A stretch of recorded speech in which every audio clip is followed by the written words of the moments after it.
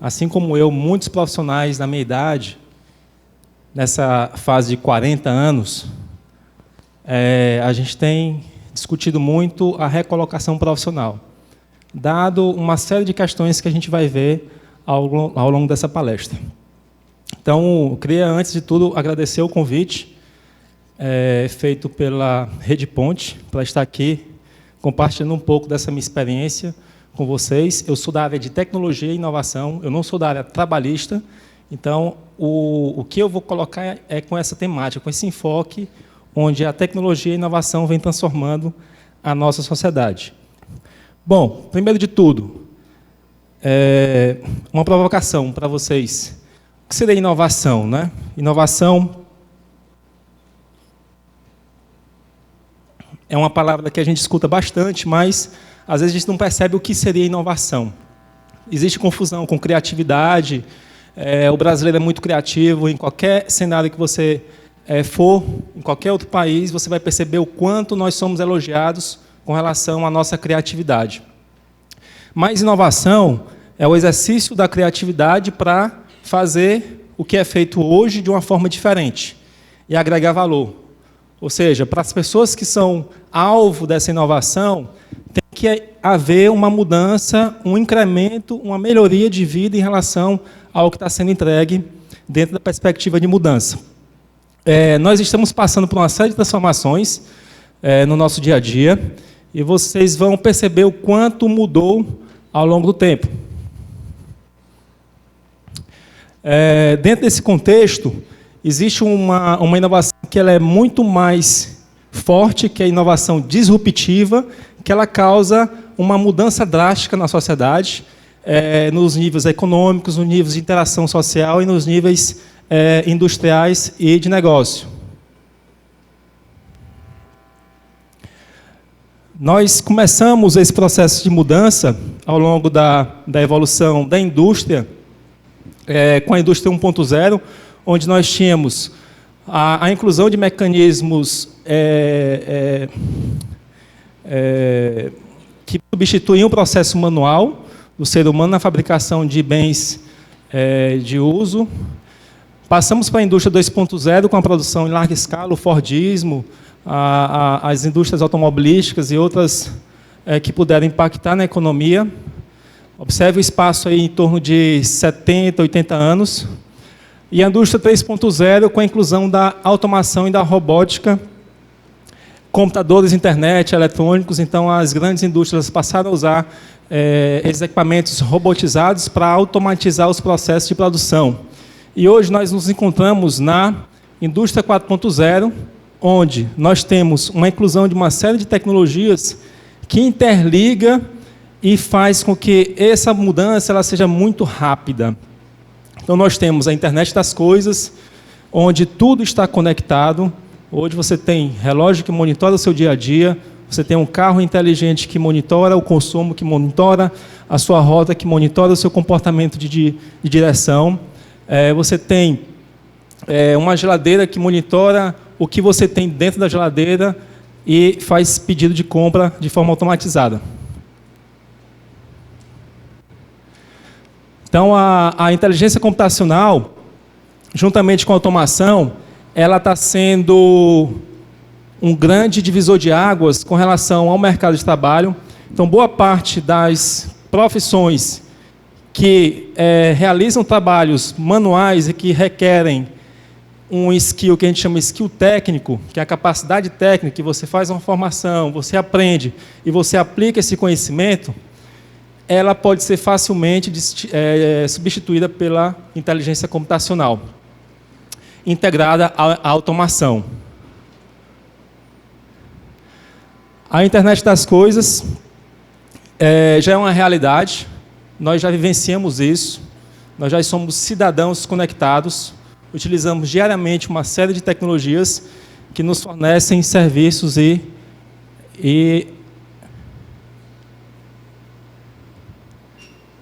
serviços integrados de comunicação. Vocês conhecem esse carro aí? Olha aí. Então, Tesla, vocês observam uma coisa diferente na frente dele? não tem entrada de ar. Então, é um motor que é elétrico, que não precisa refrigerar por ar. Então, ele tem uma cara assim limpa, né? Um facelift aí. Normalmente, esse carro, ele faz parte da indústria 4.0, onde, quando você compra um carro dessa fábrica, ele é conectado com a fábrica. Então, a fábrica pode fazer uma atualização do carro em tempo real. Um exemplo foi quando houve um incêndio lá nos Estados Unidos, e alguns moradores da Califórnia, na região que sofreu esse incêndio, precisavam fazer uma evacuação rápida. Então, eles rapidamente identificaram os carros que faziam parte dessa região, que tinham sido vendidos para consumidores dessa região. Eles atualizaram o sistema de computador de bordo para que o carro fosse mais econômico e tivesse uma autonomia maior, ou seja, reduzir a potência para ficar mais econômico e a bateria ter um tempo de vida maior, para que eles conseguissem evacuar da região com maior chance de sucesso. Então, tudo isso foi feito em tempo real, em conexão com a indústria. Isso é a indústria 4.0. Ok? Então, a computação, a inteligência computacional, a robótica, ela vai fazer parte do nosso dia a dia, vai transformar a indústria, vai transformar uma série de postos de trabalho e uma grande massa de trabalhadores com skill técnico vão ter que se adaptar a essas mudanças. Então, existem muitos empregos hoje que não existiam há 10 anos atrás, como a gente vai ver. Os robôs, eles vão fazer parte do nosso dia a dia e a gente vai ter que usar o nosso tempo e a nossa capacidade emocional para continuar sendo útil para a sociedade. O efeito direto dessa transformação no setor industrial é que essa massa trabalhadora, ela vai ter que buscar novas formas de inserção profissional, novos skills, novas formas de se tornarem produtivos dentro do contexto social. E existem alguns estudos que já apontam que essa massa de trabalhadores vai gerar uma necessidade de criar o que a gente chama de uma renda básica mínima, onde a população que não conseguir se inserir profissionalmente por conta da robotização e da inteligência computacional que substituirá esses postos de trabalho, ela vai precisar ter uma forma de subsistência que aí seria fornecida pelos governos. Existe uma série de discussões a respeito, países que já aplicam essa renda mínima básica para a subsistência da população que não consegue se inserir profissionalmente. E existe uma discussão, o que é mínimo, o que é básico, mas é algo que pode ser resolver esse problema que está acontecendo através da indústria 4.0. Então, as mudanças mercadológicas e comportamentais, elas estão dentro de um processo rápido que caracteriza as transformações digitais. Um exemplo de mudança comportamental é o que a gente chama de consumo colaborativo, consumo resultante da economia compartilhada, onde você não tem mais o bem, você usa o bem ou usa o serviço. Então, existe uma tendência hoje a você consumir sem ter. Então, hoje você não precisa ter um carro para se locomover de um ponto A para um ponto B. Hoje você não precisa ter uma casa de praia para passar uns dias e curtir o pé na areia. Hoje você não precisa ter fitas, DVDs em casa para assistir um filme. Então, tudo é colaborativo e é uma tendência que vai se intensificar ao longo dos próximos anos. Quando você pensa em comprar algo ou vender algo, o que é que vem em mente? OLX. Então, você não compra mais nada novo, você busca recomprar de alguém algo que essa pessoa não precisa mais e que você vai ter uma economia ao comprar e, ao mesmo tempo, vai fazer com que esse bem seja usado intensamente até a sua vida útil final. Hoje, eu não tenho mais carro. Eu uso hoje um carro alugado que eu pago mensalmente, porque eu não preciso mais de carro. Então, eu já sou um usuário dessa evolução da economia compartilhada.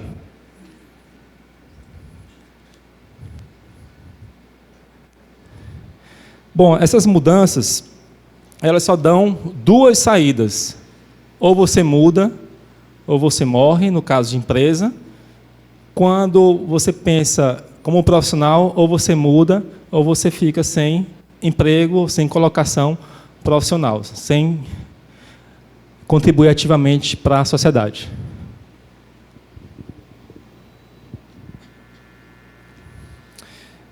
Tem-se muito falado sobre uma nova metodologia, um novo conceito ligado a negócios, as startups. Levanta o braço aí quem já ouviu falar. São poucos. Então, as startups nada mais é do que um conceito novo para uma empresa que está nascendo, e é uma empresa que ela ainda está em busca de um modelo de negócio viável, rentável e que seja escalável. Então, um grupo de pessoas se reúnem para pensar sobre uma ideia e buscar fazer com que essa ideia saia do papel. As grandes empresas, antes, elas passavam por um planejamento mais longo, um processo mais longo de criação, enquanto que as startups, a intenção é errar o quanto antes para descobrir se vale a pena ou não avançar nessa ideia.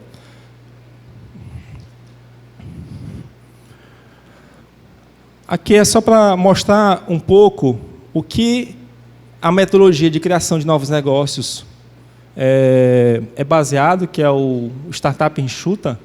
Então, você tem uma ideia, você constrói, você apresenta para o mercado, você aprende com o retorno desse público-alvo e você passa a atualizar a sua ideia.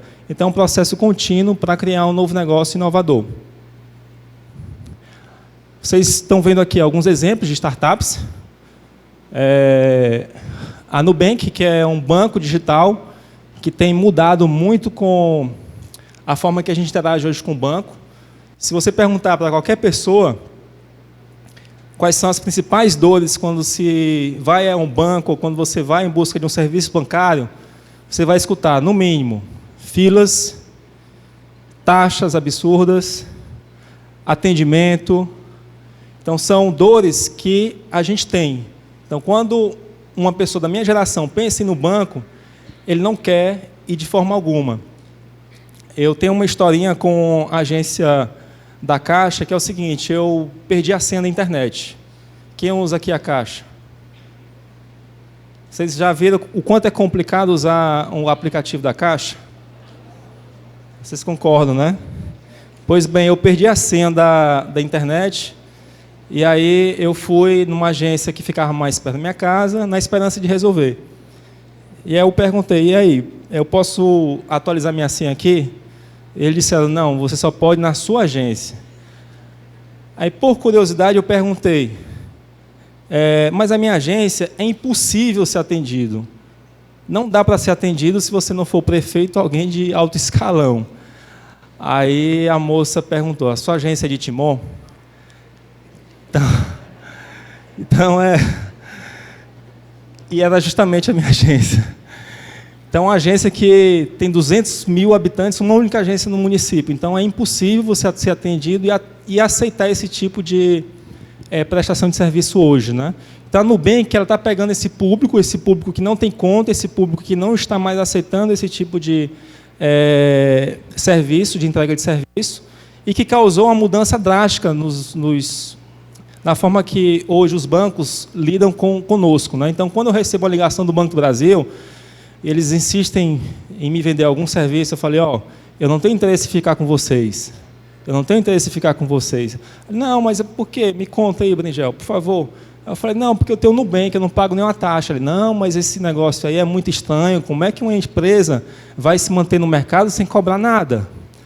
Tem alguma coisa estranha aí. Então, assim, é difícil para eles perceberem que eles precisam mudar a estratégia de manter a sua clientela. Então, a Nubank é um banco digital que abriu vários outros. Hoje eu tenho 5 bancos digitais na minha carteira, uma para cada finalidade. Spotify, quem gosta de música?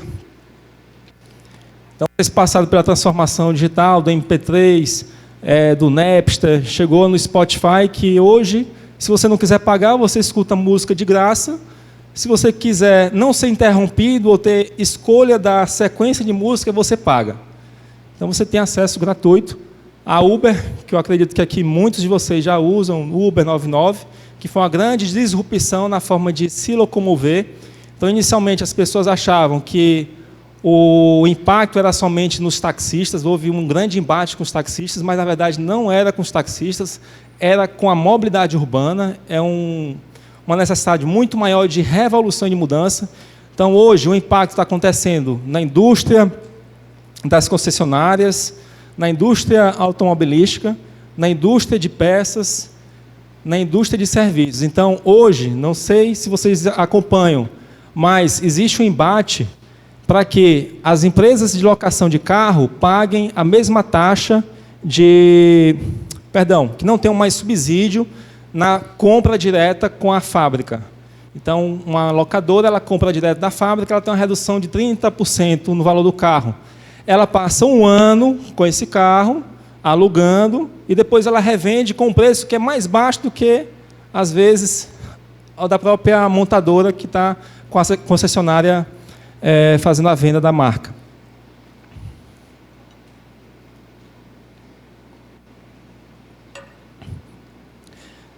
Netflix, a gente curte muito Netflix. O Airbnb, para quem gosta de viajar, é uma experiência nova de você ficar hospedado na casa de pessoas que lhe recebem num quarto que está disponível na sua casa. Então, existem muitos negócios surgindo e eles não estão matando negócios, como dizem por aí. Na verdade, quem está na frente desses negócios não perceberam as mudanças que acontecem. Então, essas mudanças acontecem no mercado de trabalho, acontecem no mercado, na economia, acontecem no âmbito das empresas, da indústria, e a gente tem que estar antenado com essas tendências, essas mudanças, e se adaptar, ser camaleão a essas mudanças. Existe um conceito que eu gosto de dizer, que existem muitas empresas hoje que elas estão mortas, mas não sabem. Isso é chamado de business, que elas não acompanharam a evolução, elas continuam operando, mas elas já estão mortas. Não faz sentido mais elas continuarem, elas vão saber quando já estiver no negativo. Vocês conhecem esse rapaz? O que é que ele é? Humorista. Qual é a profissão dele? YouTuber. Há 20 anos atrás, se a gente rebobinasse a nossa fita, né? Há 20 anos atrás, alguém saberia o que seria essa profissão? YouTuber. Quando um filho, a minha filha já quis ser YouTuber. O pai, ele chega, não, vai estudar, meu filho, vá procurar outra coisa, né? Porque existe também, é uma profissão muito nova e que as pessoas não entendem que é uma profissão, não classificam como sendo uma profissão. Mas ela surgiu a partir de um movimento da disrupção de empresas como o YouTuber. Então, o YouTube gerou uma nova linha de emprego e isso vai surgir em diversas outras áreas.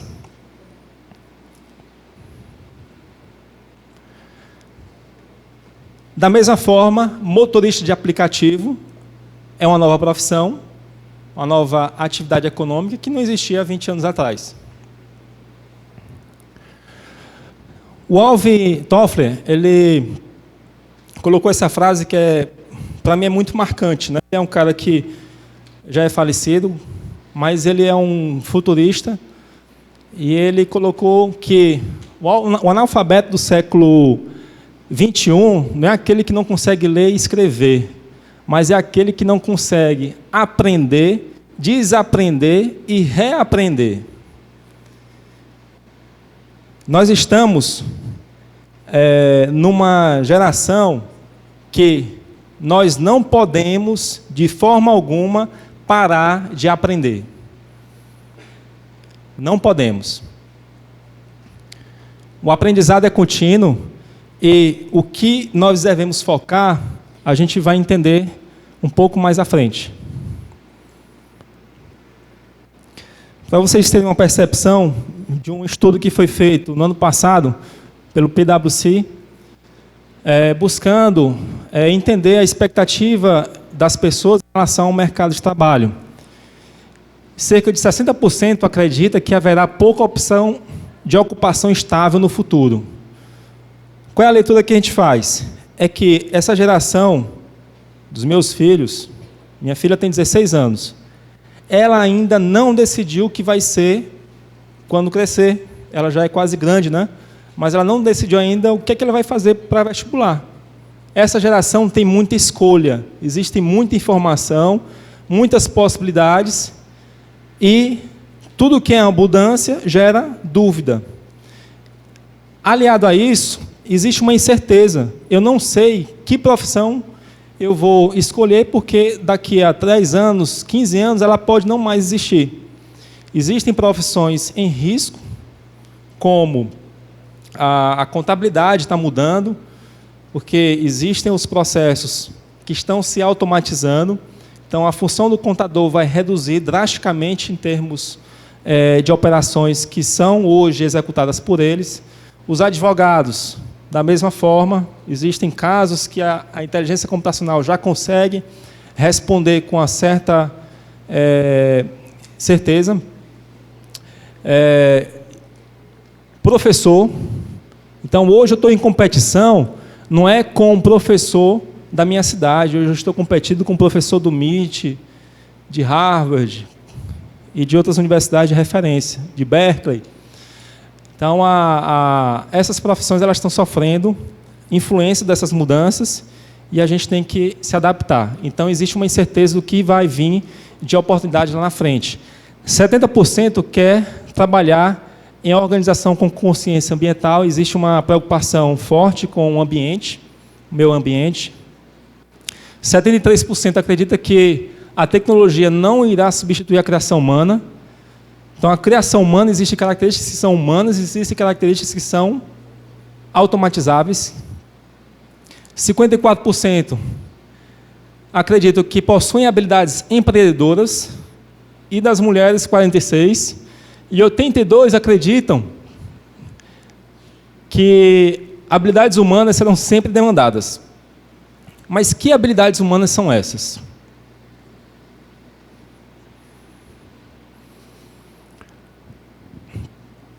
Nós temos a população crescente, mundialmente, não vai parar.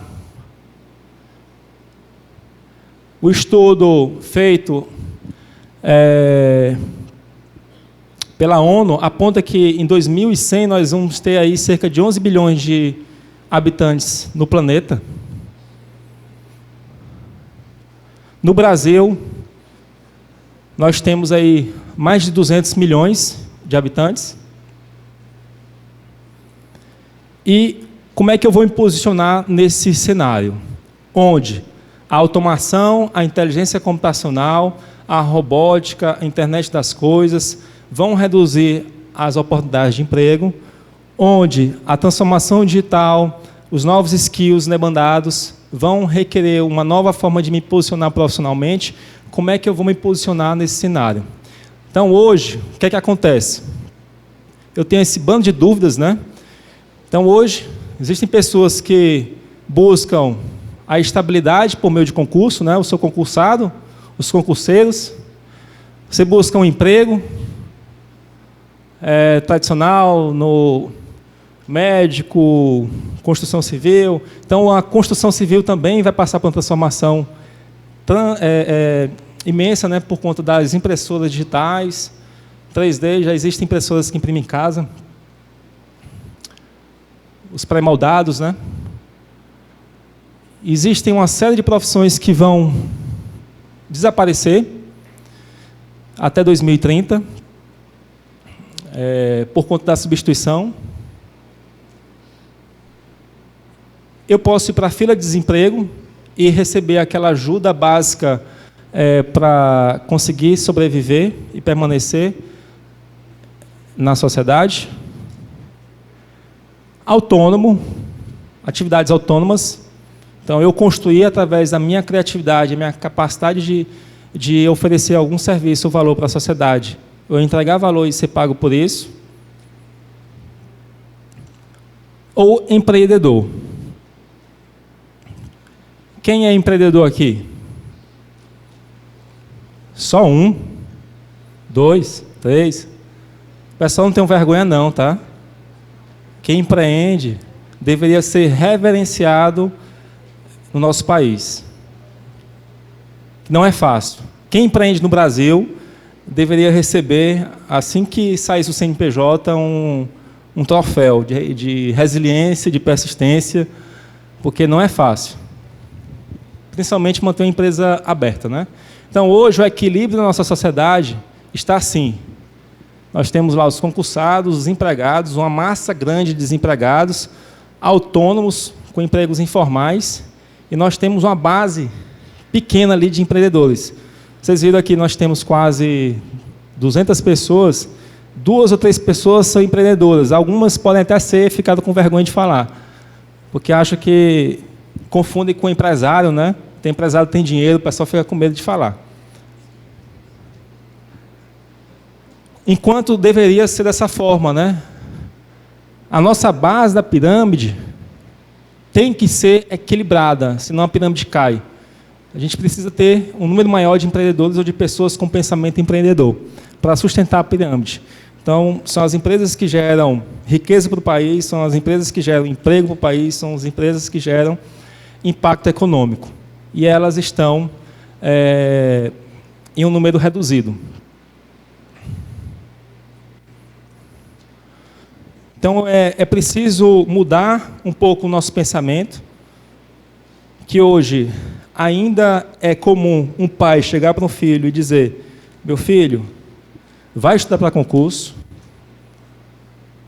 mas é muito difícil um pai chegar e dizer: meu filho, está aqui R$10.000 para você abrir um negócio para você. Quem aqui já escutou isso? R$10.000 aqui para você abrir um negócio?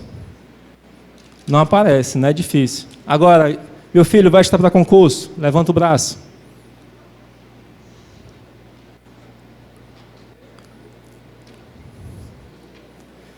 Então, a gente precisa mudar a nossa forma de pensar, o nosso mindset. Atualmente, muita gente pensa assim, né? Eu não sei fazer, eu não quero nem tentar, tenho uma mentalidade fixa. E por ser fixo, lembre das mudanças. Se eu não mudo, eu vou empacar, né? Eu não sou bom nisso, se é difícil eu desisto. Eu gosto, se eu sei e se consigo fazer, se eu não sei fazer, eu não gosto. Mas, na verdade, é justamente do que a gente não gosta, do que a gente não sabe fazer, que a gente tem que pegar o desafio e correr atrás. E mudar para aquele pensamento, né? Se eu erro, eu quero tentar de novo. Existe ainda muito esse pensamento que errar é um fracasso e eu vou continuar nesse fracasso para o resto da minha vida. Mas, na verdade, o erro ele faz parte do processo de aprendizado e ele é necessário. Você precisa errar para poder aprender e para poder crescer e dar um passo mais à frente. Então, eu preciso criar uma mentalidade de crescimento, onde ouvir as pessoas faz parte do processo de amadurecimento. Eu gosto de receber feedback. Existem pessoas que não sabem escutar feedback. Quando escutam um feedback contrário ao que você quer, dizem: não, vou conversar contigo, não, tu é muito cabeça dura. Na verdade, ele que está sendo cabeça dura e está invertendo o jogo. Pessoal, se eu vou conversar com 5 pessoas que pensam da mesma forma que eu penso, 4 delas são desnecessárias. Eu só preciso conversar comigo mesmo no espelho, né? Receber o feedback. Tudo bem, Dejal, tu concorda com isso? Concordo. Eu balanço a cabeça, já balanço a cabeça de imediato. Então, assim, eu tenho que ter pessoas que pensam contrárias para justamente pensar de uma forma diferente, pensar fora da caixa, trazer uma visão que às vezes está turva, eu não estou conseguindo ter aquela visão por aquela ótica, né? E o meu esforço e minha atitude controlam minhas habilidades. Então, eu preciso me esforçar e ter atitude. O que tem se buscado hoje, o profissional dessa geração, o que eu mais escuto em São Paulo, em conversas com empreendedores, é que eles estão buscando um propósito. Qual é o meu propósito? É olhar para dentro e ver se o que ele tem de profissão, do que ele tem de paixão, do que ele tem de missão e de vocação, está unindo em alguma atividade que ele faz todo dia, que é em busca do seu propósito. Às vezes você está no emprego que você não se sente bem, você não se sente alinhado com aquela missão da empresa, com aquela atividade, e aí você vai por obrigação, você vai, amanhã eu vou ter que acordar cedo de novo para ir para aquela empresa. Isso é péssimo, pessoal. Isso é a pior coisa que pode acontecer com um profissional. Eu espero que isso não esteja acontecendo com vocês. Se tiver, busquem uma alternativa de mudança. Ou você mudar o seu propósito, ou você mudar de emprego. Mas isso é péssimo. O propósito é aquilo que vai fazer você acordar cedo, encarar o dia a dia com entusiasmo e trabalhar sem nem perceber o tempo passar. E chegar no final do dia, continuar ainda com ânimo para o dia seguinte. Então, isso é ter propósito. É você ver a mudança que você quer ter no mundo e em você. Então, as habilidades humanas vão ser essenciais para essa nova geração, uma vez que as habilidades técnicas vão ser possíveis de ser substituídas pelos robôs, pela inteligência computacional. Estima-se que em 2029 já vai ser possível um computador ter inteligência de um ser humano. Em 2040, que vai existir um computador com a inteligência de todos os seres humanos do universo. E aí? O que é que eu vou fazer nesse mundo? Onde tudo que eu sei, tudo que é técnico, um computador pode saber e fazer mais rápido, sem cansar, sem se estressar, sem interferência, sem parar e sem dormir. Antigamente se falava, quando você queria dar ânimo para um profissional, você dizia, enquanto tu está dormindo aí, tem um chinês acordado trabalhando. Isso não vai mais existir esse comentário, vai ser, enquanto você está dormindo, tem 10 máquinas trabalhando e fazendo o que você faz muito melhor. Então, pessoal, não adianta a gente nadar contra a maré. Isso vai acontecer. A gente tem que estar preparado para essas mudanças. E o que o computador não consegue substituir são as habilidades socioemocionais, as habilidades cognitivas, as habilidades emotivas que nós temos, que é tipicamente humano.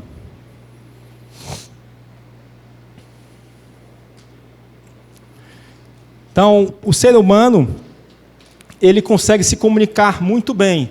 Recentemente houve uma tentativa de vocês sabem o que é chatbot?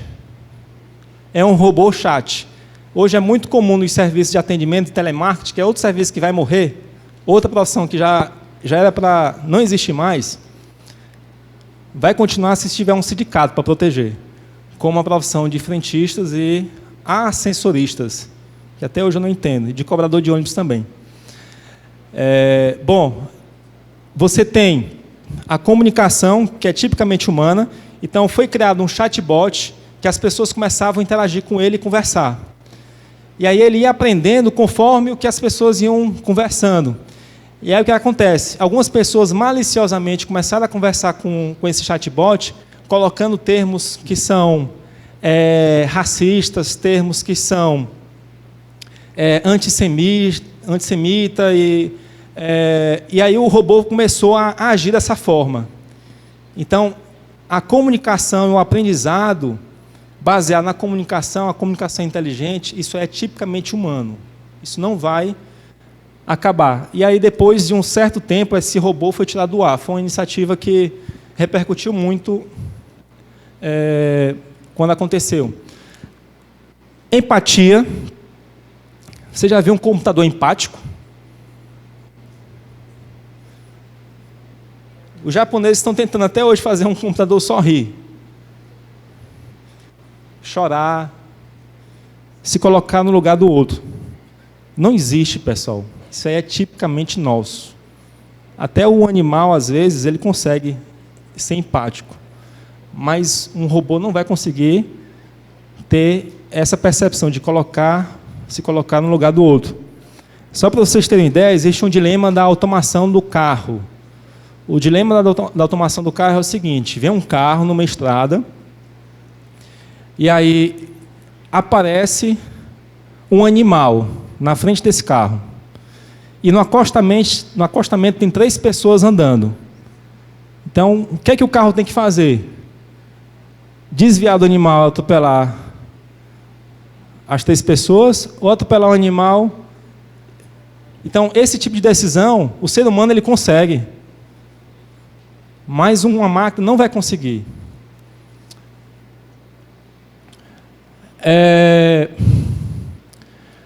O pensamento cognitivo, né, as habilidades cognitivas, a criatividade, você imaginar que um computador vai ser o Picasso, pode aprender as técnicas do Picasso, ele repetir, mas ele não consegue mudar a técnica ao longo do tempo, baseado numa aprendizagem. Então, isso é tipicamente humano, a criatividade. Você tem um computador que escreve, já fizeram isso, um computador que escreve artigos científicos. E aí mandaram o artigo científico para uma conferência, e ele foi aceito. Aí foi uma repercussão enorme na comunidade científica, né? Como é que um computador escreve um artigo científico e é aceito? Mas aí foi falha da revisão, né? E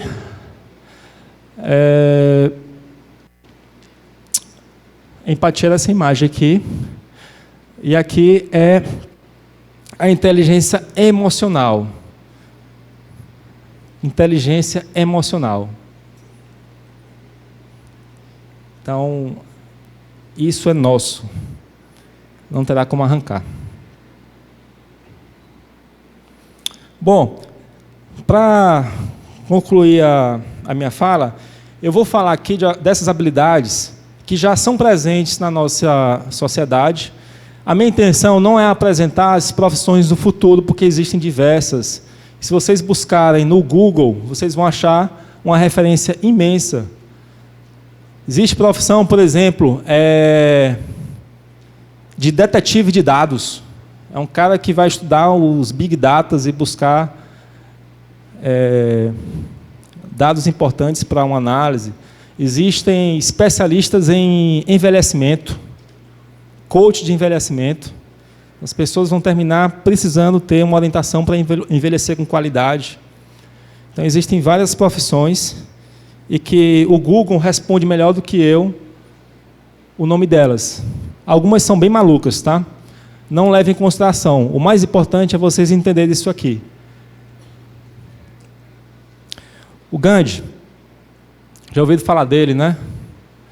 Então, ele tem uma frase que é super interessante, que eu adoro internalizar ela, que tem ligação com a mudança que eu quero ver no mundo externo. Então, eu tenho que, primeiro, ser essa mudança. Eu tenho que internalizar essa mudança, agir como eu quero que o mundo seja, né? Isso aí tem a ver com o propósito que eu acabei de citar previamente para vocês. Uma característica que vocês têm que identificar o quanto antes, o propósito. O que é que eu estou galgando a atingir? Qual é o caminho, qual é o objetivo que eu quero ao final da minha vida? Chico Xavier, um espírita extremamente conhecido nosso, e que ele falava o seguinte: não exige dos outros qualidades que você ainda não possui. Interessante, simples. Às vezes a gente critica muitas pessoas e a gente não tem o que a gente está criticando. É o crítico de televisão, recentemente eu vi uma crítica que foi do Stallone, né? Um crítico de cinema, ele disse: o Stallone está muito velho. O cara com 70 anos, com aquela forma, aí mostrou a foto do crítico com 60 anos, ele com cabeça branca. Então, assim, acontece muito isso, mas a intenção aqui é mostrar que o que ele está querendo dizer é que a gente precisa ter a empatia com o próximo, a gente se colocar no lugar do próximo e a gente entender por que o outro age daquela forma E por que que ele tem aquelas características? Então, é uma característica que a gente já falou também, a empatia. Você tem que desenvolver a empatia. Isso vai servir para você ao longo da sua jornada. Steve Hawking, um grande físico aí, britânico. Assistiram o filme da vida dele? Eu também tenho esse sonho, ó. Flutuar. E ele entrou no... Ele realizou um sonho em ter a percepção da gravidade zero. Então ele dizia o seguinte: mesmo que a vida pareça difícil, há sempre algo que você possa fazer para ter sucesso nela.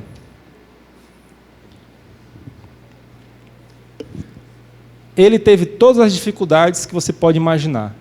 E você vê o que ele conseguiu entregar para a humanidade com os seus estudos, com as suas teorias. Então, não há dificuldade que a gente não possa sobrepor.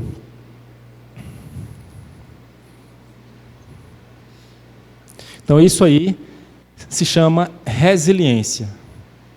A gente tem que ser resiliente. O empreendedor, ele é muito resiliente. Às vezes, por um caminho não dá certo, ele vai por outro caminho, mas ele persiste e continua.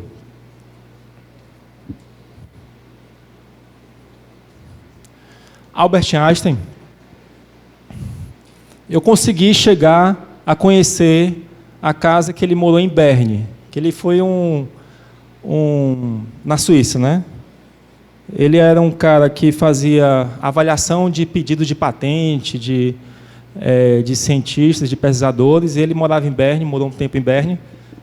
E aí eu fui com minha filha e tirei a foto com aquela língua, né, por fora, botando a língua para fora, aquela foto clássica. Então ele fala o seguinte, ó, quem nunca errou, nunca experimentou algo novo. Você só erra se você está fazendo algo novo. Então eu preciso tentar, se minha empresa ou se o meu projeto ele fracassar, eu tenho que aprender com aquele erro e seguir em frente. Então eu tenho que seguir em frente, bola para frente. Então, errar, pivotar é um termo muito conhecido nosso, quem trabalha com startup, né? É mudar de direção, é tomar um novo sentido. Napoleão Bonaparte, então eu tive a chance e a sorte de morar 5 anos na França, então eu consumi um pouco da cultura francesa. Então, ele dizia o seguinte, isso aqui não pense pelo lado negativo, mas é super interessante a colocação dele. Nunca interrompa o seu inimigo enquanto estiver a cometer um erro. Então, isso é estratégia, pessoal. Quando você abre uma empresa, você tem conhecimento da tendência e você está em concorrência com alguém e você está vendo seu concorrente errar, não vá ligar para ele e dizer, cara, não é por aí não, vai por aqui. Deixa que ele descubra. Isso é estratégia. Pode passar. O Churchill, um grande herói de guerra. Eu gosto muito de guerra, não gosto de guerra, eu gosto de estudar sobre guerra. Eu já assisti boa parte dos documentários que existem sobre a Segunda Guerra Mundial, fico impressionado com o que aconteceu e como aconteceu, né?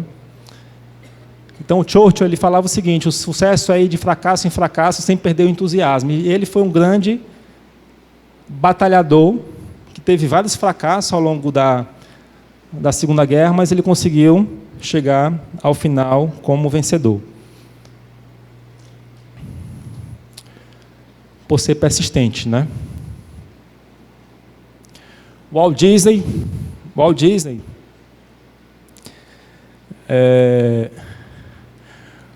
O que é interessante é que ele buscava sempre o que era diferente ou impossível, porque lá a concorrência é menor.